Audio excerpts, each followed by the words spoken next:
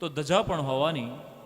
તો શિખાનો ભાગ એ આ દેહરૂપી દેવાલયની ધજા છે. મંદિર છે, શિખર છે, ધજા છે, તો ગર્ભગૃહ પણ હોવાનો. તો આપણું હૃદય એ ગર્ભગૃહ છે.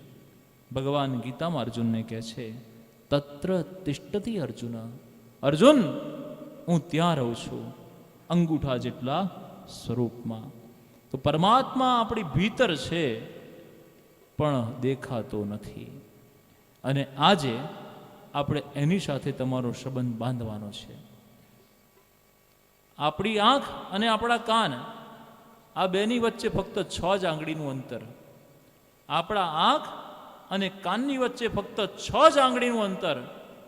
પણ શું આપણે આપણી આંખ વડે આપણા કાનને જોઈ શકીએ છીએ? આંખ આપણી, કાન આપણા, પણ આપણે આપણી આંખ વડે કાનને જોઈ શકતા નથી.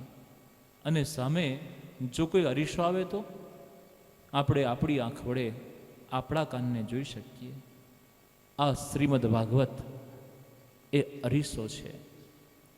આ અરીસો તમને તમારી ભીતર રહેલા પરમાત્મા સાથે તમારો યોગ કરાવે છે, તમારું મિલન કરાવે છે. આ જીવ અને શિવની એકતાની વાત છે. પરમાત્મા ભીતર છે. આ દેહ એ મંદિર છે, મસ્તક એ શિખર છે, ચોટલી એ ધજાનો ભાગ છે, હૃદય એ ગર્ભગૃહ છે, ત્યાં ભગવાન બિરાજે છે. આટલી બધી વ્યવસ્થા હોય તો એક પૂજારી પણ હોય ને. તો ભીતર એક મથુરાજીના ચોબા તગડા પૂજારી છે. અને એ પૂજારીનું કામ છે થોડા બાજુ પર હટકે રહીને સેવા કરે, જેથી કરી આપણી ભીતર રહેલા પરમાત્માના આપણને દર્શન થઈ શકે.